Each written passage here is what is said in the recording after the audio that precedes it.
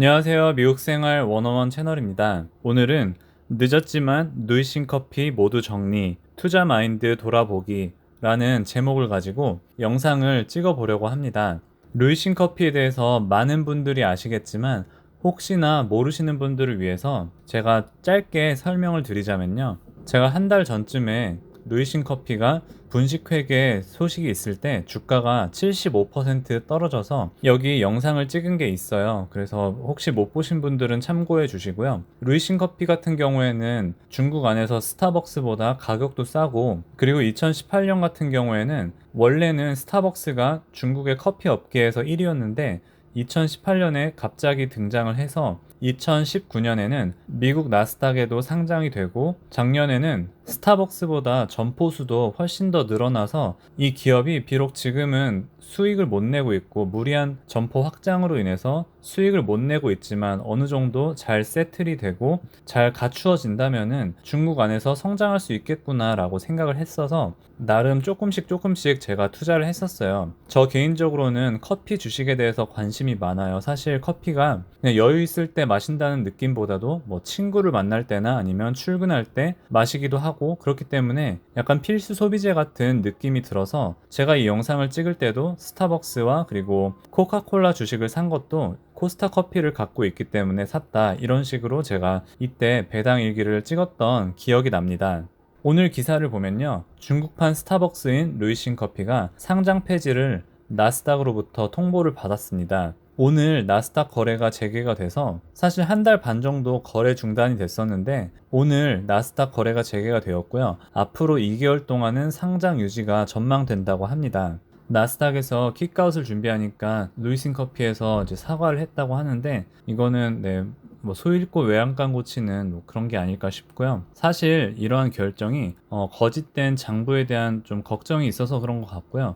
그리고 정보를 공개적으로 드러내지 않은 것도 이 결정을 하는데 도움을 주지 않았나 싶습니다. 그리고 이런 스캔들이 미국에 상장되어 있는 중국 회사들한테도 어떤 좋지 않은 그런 영향을 줄 거라고 생각이 들고요. 그래서 오늘만 프리마켓에서 장 전에 40%가 떨어져서 이게 거의 오늘 2.69달러까지 이렇게 떨어졌고요. 여기 막 90% 이상 떨어졌다고 이렇게 나오고, 이게 왜냐면은 1월 달에는 51불까지 갔었어요. 이게 제 예전 영상을 보시면은 1월 중순만 해도 주가가 50불이었거든요. 그래서 제가 이 영상 찍으면서, 이 영상을 제가 1월 17일에 찍었는데 보시면은 에버리지 커스트가 23불이니까 막 100%, 112%의 수익률이 나고 있어서 이때 들었던 생각은, 아, 정말 이거 잘 샀다 라는 생각과, 아, 이거 이때 좀 더 살 걸 하는 생각이 솔직히 들었어요.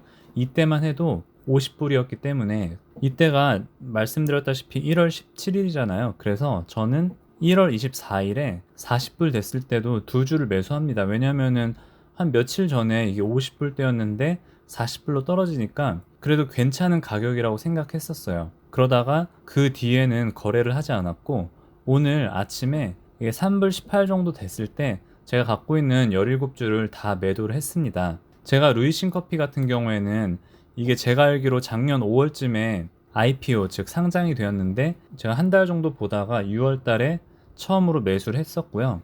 그리고 20불대에서 거래가 되다가 한 18불, 17불 돼가지고 조금 더 사고, 7월 말 이때 같은 경우에는 아, 이게 점점 크겠다 싶어서 사고, 그러다가 떨어지니까 또 사고, 아마 이때 12월 20일에 31불 83도 적정 가격이라고 생각해서 4주 들어갔던 것 같아요. 그래서 1월 중순에 50불대가 되니까 아마 이때도 아, 잘 샀다, 그러다가 1월 중순에 50불대가 되니까 이때도 잘 샀다라고 생각하지 않았을까 싶고요. 하지만 결과적으로는 제가 17주를 가지고 있었고 평단가가 25불 55센트였기 때문에 거기에다가 오늘 판 가격을 빼면은 한 380불 정도 제가 손해를 보고 이 주식을 팔게 되었습니다. 380불이 제가 지금 갖고 있는 포트폴리오의 1%안 되기 때문에 어떻게 보면 작은 돈, 어떻게 보면 큰 돈이라고 할 수 있겠지만 저에게는 사실 의도치 않은 처음 손절 매도였습니다. 물론 제가 손절 매도를 한 적은 있지만 대부분 의도했던 손절 매도였고요.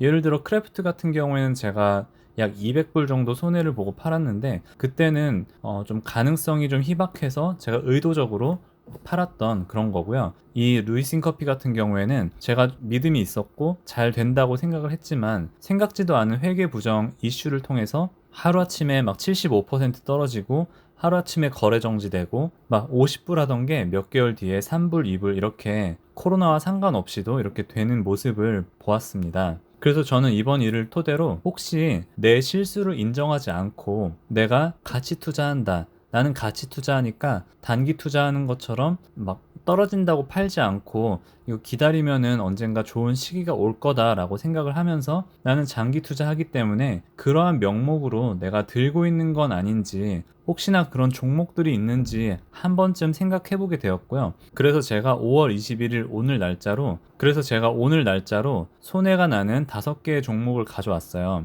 여기 보시면 일단 보잉은 아직 갈 길이 멀고 뭐 ETF도 있고 엑산모빌, 리얼티 인컴, 인베스코 이렇게 있는데요. 사실 금액으로만 보면은 다 루이싱 커피보다 더 많은 손해를 가지고 있고 하는데 아직까지는 저는 이 기업들에 대해서 크게 후회하지 않고 오히려 정말 적정한 기회가 되면은 더 가지고 가지 않을까라고 생각을 합니다. 보잉 같은 경우엔 개인적으로 뭐 보수적으로 보곤 있지만 그래도 후회는 하지 않고요.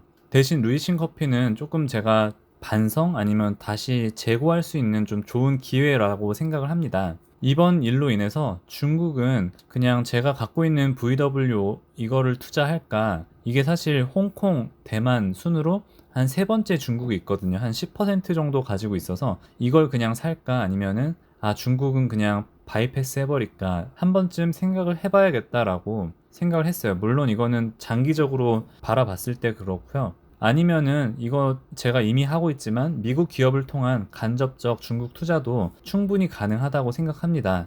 예를 들어서 애플이나 테슬라 같이 이미 중국의 공장을 기반으로 둔 기업들을 투자를 한다거나 아니면은 JP 몰건이나 블랙락 같은 중국의 곳곳에 자본들이 들어가 있기 때문에 이런 기업들을 투자하는 게 중국이 성장할 때 같이 이득을 볼 수 있지 않을까. 한편으로는 중국이 좀 흔들리거나 뭐 미중 전쟁으로 인해서 여러 가지 안 좋은 소식들이 있더라도 제가 방금 말씀드린 기업들이 중국의 어떤 여파로 조금 주가에 영향 미칠 수 있겠지만 사실 그게 전부가 아니기 때문에 어쩌면은 중국 투자에 대해서도 해지를 할 수 있지 않을까라고 생각도 해봅니다. 제가 이 영상을 준비하다가 우연히 이 글을 접하게 되었는데요. 사실 저를 많이 돌아보게 하는 글이라서 이 글을 나누면서 오늘 영상을 마치도록 하겠습니다. 켄 피셔의 역발상 주식 투자에서 나온 글인데요. 우리는 누구나 실수를 저지르지만 실수를 인정하고 실수에서 교훈을 얻으면 발전할 수 있다. 그러나 확증 편향에 빠지면 그럴 수 없다. 자신의 견해와 맞는 정보만 고집하고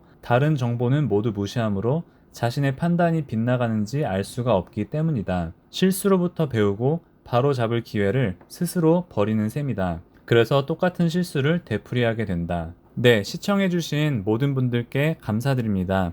저는 다음 영상에서 뵙겠습니다. 안녕히 계세요.